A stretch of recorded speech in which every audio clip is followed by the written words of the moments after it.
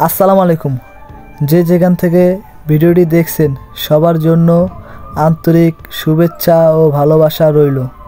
আমার মেয়ের জন্য মানত ছিল, তাই আজকে আমি সাত মসজিদ এসেছি নামাজ পড়তে। এসে উজুটি করে নিলাম।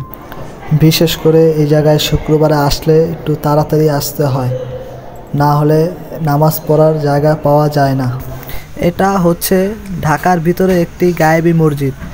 বিশেষ করে এই মসজিদে মানুষ মানত করে থাকে।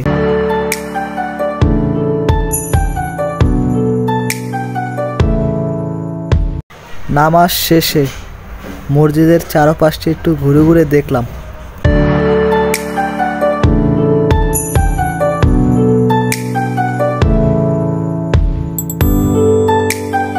এটা হচ্ছে মসজিদ কমিটিদের কবরস্থান।